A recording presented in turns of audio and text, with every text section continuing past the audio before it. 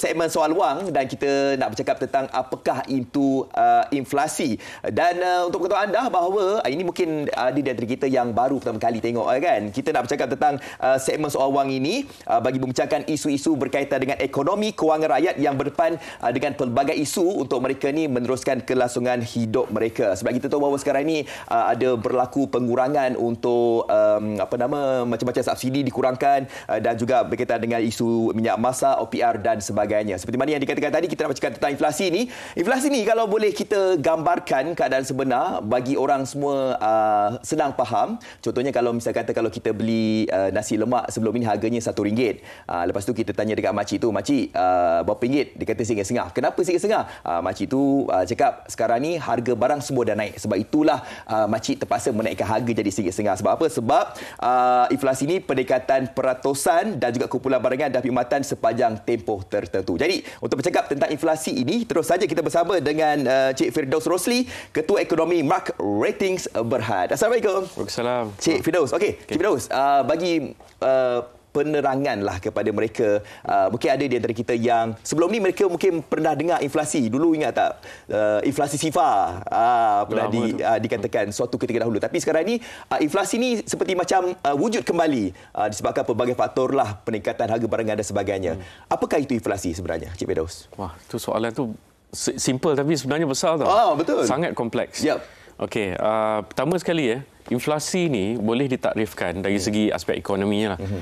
Satu, kenaikan harga barang dalam tempoh tertentu. Nombor dua, yang tak ramai orang tahu ataupun tak ramai orang sebut ialah apabila kita punya nilai wang kita ataupun kuasa beli kita jatuh dari peringkat individu ataupun isu rumah lah. Yang kedua ni kita jarang ceritakan. So, balik kepada nombor satu, kenaikan harga barang. Kenaikan harga barang ni boleh disebabkan oleh beberapa perkara. Yang pertamanya seperti mana yang Fazli sebut tadi lah. Naik 50 sen daripada RM1, kira dah naik 50% lah. Itu biasalah kita dengar. Dan inflasi ni bukan saja bergantung kepada sesuatu tempoh saja tau. Ia juga berlaku setiap masa, setiap hari tanpa kita sedari. Yang itu yang perlu saya tekankan di sini. Dan yang keduanya ialah bila saya cerita tadi mengenai kejatuhan nilai wang kita sendiri. Jadi apa yang selalunya pelabur akan buat untuk daripada kita punya simpanan dekat dalam bank tu, dia akan memberikan masukkan wang mereka di dalam pelaburan yang boleh mendapatkan pulangan yang lebih tinggi daripada kadar inflasi. Contohnya kalau kita letak duit kita, simpanan kita di dalam ASB. ASB katakanlah bagi 6% dan inflasi 3%. Jadi kita dapat terlindung daripada inflasi sebanyak 3%. Jadi kuasa beli kita tidaklah merosot kalau kita tak buat apa-apa. Itu je lah. Okey. Itulah sebagai contohnya berkaitan dengan inflasi ni. Tapi kita nak tahulah kan, sebab kita dengar juga rumutan ramai di antara kita ni dah terkesan disebabkan peningkatan harga barangan kan. Lepas tu kadar OPR pun dinaikkan dan sebagainya. Jadi kita nak tahulah antara kesan-kesan inflasi ni yang terus saja memberikan kesan kepada rakyat ini. Apakah kesan inflasi ini sebenarnya? Kesan yang paling ketara bagi pendapat saya ialah kita punya keputusan kita untuk membeli barang ataupun menggunakan kita punya kuasa beli itu terjejas. So bila kita macam balik kepada contoh yang Fazli beritahu tadi, kita nak pergi beli nasi lemak, sepatutnya RM1 sekali jadi RM1.50. Jadi kita macam terfikir, sepatutnya saya beli ke tidak ni? Dari 50% naik ataupun 50 sen. Kalau saya rasa okeylah, mungkin 50 sen tu saya boleh absorb lagi okeylah, tak apalah, beli RM1.50. Ataupun kalau orang yang ultra sensitif kepada peningkatan harga ni, dia cakap sini RM1.50, sebelah sana RM1 ataupun RM1.20, mungkin kurang sikit. So saya akan beli kat sana. Jadi inflasi ni secara umumnya dia boleh disrupt ataupun ganggu kita punya keputusan untuk membeli ataupun menggunakan sesuatu barang ataupun perkhidmatan. Itu yang paling ketara lah. Nombor duanya yang kita tak cerita banyak macam seperti saya cakap tadi, dia ganggu kita punya kuasa beli. Katakanlah kalau hari ini gaji saya RM1,000. Lepas tu besoknya bos cakap, sorry, ekonomi tak baik, kita akan bagi you 800 saja. Jadi secara definisinya, inflasi dah pun terjadi disebabkan kita punya kuasa beli kita terjejas. Tetapi kita tak banyak cerita pasal benda ni sebab ianya tidak berlaku secara agregat. Dia selalunya secara keseluruhan lah. Dia selalu berlaku kepada individu ataupun kepada golongan-golongan yang tertentu. Sepertinya kalau satu company yang tutup kedai dan sebagainya lah. Tapi ini pun sebenarnya inflasi sebab kalau gaji kita daripada 1,000 ke 800, nak pergi beli barang kita akan fikir balik. So berbalik-balik pada saya cakap tadi kan, dia ganggu kita punya keputusan untuk membeli satu barang atau perkhidmatan tu. Okey, kita pun nak tahu kenapa berlakunya inflasi ini dan apa kaitannya pula inflasi dengan harga barangan yang semakin hari semakin naik sekarang ini. Adakah ianya ada hubung kait antara inflasi dan juga barangan yang naik sekarang ini? Ini satu soalan yang saya rasa paling baik kerana kita selalu cerita pasal satu perkara tapi kita tak cerita dua perkara yang Fazli sebut tadi. Satu mengenai inflasi, satu lagi mengenai kenaikan harga barang. Sebenarnya ada perbezaan yang subtle lah yang kita tak selalu cerita. Satu daripada segi aspek inflasi. Inflasi ni ditakrifkan dari segi aspek ekonomi ialah melalui indeks. Okay? Indeks ni sebenarnya kita ambil barang Department of Statistics lah, Jabatan Perangkaan. Dia ambil satu bakul barang, dia akan track harga barang ni daripada sebulan ke bulan yang akan lain. Jadi kenaikan harga barang secara di dalam bakul secara keseluruhan ni dikatakan sebagai inflasi sebab kenaikan daripada indeks harga pengguna ataupun CPI dalam bahasa Inggerisnya naik daripada satu tempoh ke satu tempoh lain. Dan dia ada baseline lah. Macam sekarang ni baseline dia 2010 daripada harga 2010. So berapa harga indeks tu akan naik daripada sebulan ke sebulan. Yang kita cerita macam bulan Mei lepas harga inflasi naik sebanyak 2.8%. Maksudnya harga barang dalam bakul Jabatan Perangkaan tu telah naik sebanyak 2.8% pada bulan Mei berbanding daripada Mei 2021. Itu inflasi. Kenaikan harga barang pula ialah harga barang yang kita selalu beli setiap hari. Yang mungkin tak termasuk dalam bakul tu pun.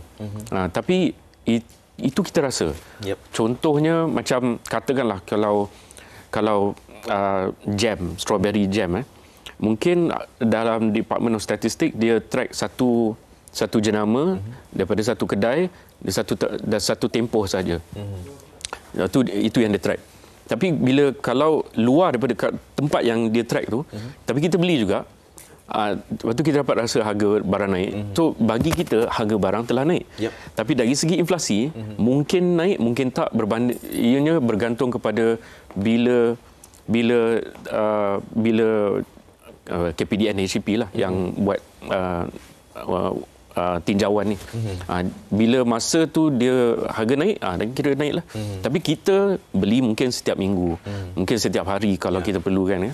So ada beza yang sangat subtle. Betul. Itulah kita pun ada buat perbandingan dengan jumlah RM50 kita berbelanja, cukup tak satu bakul kan. Jadi itu kalau dulunya RM50 cukup penuh bakul.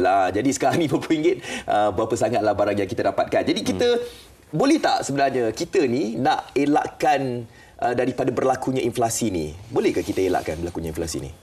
Ramai pakar ekonomi mengatakan bahawa untuk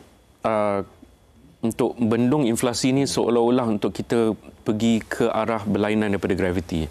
Ianya satu perkara yang tidak mungkin akan berlaku untuk bendung inflasi. Kalau cara yang paling sesuai untuk bendung inflasi ini ialah kalau harga barang tak naik dan juga harga dan pendapatan kita pun tak naik. So dua-dua ni perlu berlaku serentak pada masa yang agak lama lah. Kalau nak berlakunya inflasi sifar lah contohnya. Secara logikalnya ia tak boleh sebab kita akan berbelanja, kita makin besar, kita akan beranak dan kita akan terpaksa beli barang. Mungkin masa ketika macam contohnya masa pandemik kita terpaksa beli banyak beras contohnya.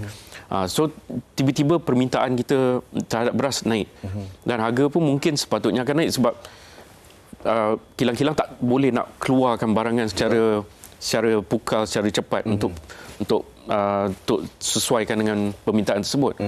Jadi inflasi, kalau kita nak bendung inflasi ni tak boleh. Secara terbaiknya, inflasi ni perlu kita uruskan dari segi aspek pendapatan sebenarnya. Ya. Jadi untuk kita nak mengawal kadar inflasi ini, atas sebab itulah Bank Negara Malaysia menaikkan kadar OPR ya, untuk kita nak mengawal kadar inflasi ini. Kita tahu bahawa bercakap tentang OPR pula ya, Encik Firdaus, kita tahu bahawa waktu pandemik tempoh hari ianya diturunkan 1.75 dan sekarang ni dah pun dinaikkan 2 dan sekarang 2.25% kan. Jadi kita tahu bahawa waktu pandemik tempoh hari Bank Negara Malaysia menurunkan sebab kita nak lebihan wang di tangan kita untuk kita terus berbelanja dan dalam masa sama juga untuk mengukuhkan ekonomi. Jadi untuk waktu sekarang ini dengan kadar inflasi yang dah naik, OPR pun naik, jadi bagaimana dapat kita nak memberikan gambaran situasi sebenar kepada rakyat agar mereka ini tidak gusar dalam pada masa sama juga mereka faham bahawa ini adalah untuk pembentukan ekonomi yang lebih kukuh. Bab ni Fazli kacau sikitlah. Sebab kita selalu daripada textbook ekonomi pun akan cakap kadar faedah akan naik apabila inflasi naik. Betul. Kan? Dan bila inflasi turun ataupun ekonomi mengucup dan kadar faedah juga akan turun. Tapi daripada negara kita lain sikit tau. Sebab kita kalau kita ambil daripada segi aspek history lah, daripada sejarahnya, katakanlah 10 tahun lepas, sejak global financial crisis dulu kan, harga inflasi kita naik turun kan, tetapi kita punya OPR ataupun kadar faedah kita agak mendatar lah. Kalau naik pun mungkin 25 basis point, turun pun 25, dia akan naik macam tu. Tapi inflasi kita agak turun naik lah. Tapi apa yang kita dapat lihat kadar faedah kita lebih bergantung kepada kadar pengangguran di dalam negara kita. Sebab sekarang ni negara kita kadar pengangguran 3.9 berbanding daripada masa pandemik dulu lebih 5.3% pada bulan Mac tak silap saya 2020 masa PKP 1 dululah. So kita dapat lihat kadar pengangguran kita dah turun dan kadar faedah juga perlu naik kerana kalau kita letak kadar faedah kita terlalu rendah, pulangan daripada simpanan Fazli pun akan terjejas. Ya, betul. Sebab bank tak boleh bagi kadar faedah yang tinggi kan. Jadi ini akan membuatkan perkara ini lebih kompleks sekiranya bank negara tidak menaikkan kadar faedah. Ya, betul tu. Okey. Mungkin kita boleh rangkumkan untuk kita buat kesimpulan lah berkaitan dengan inflasi ini agar mereka tahulah. Silakan. Okey. Satunya ada peranan-peranan yang perlu dimainkan oleh semua pihak. Daripada pihak kerajaan, peranannya lebih kepada daripada harga barang, sama ada daripada segi subsidi, cukai ataupun regulatory, sama ada nak tarik AP ke ataupun nak beri AP lagi ke dan sebagainya.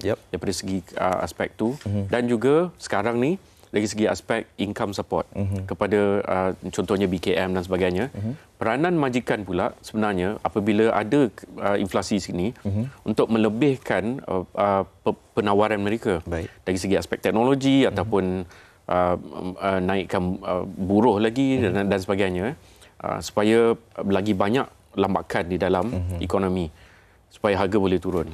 Dan dari segi aspek pengguna juga, peranannya sebenarnya untuk minta ganji yang setimpal daripada kenaikan harga barang tersebut.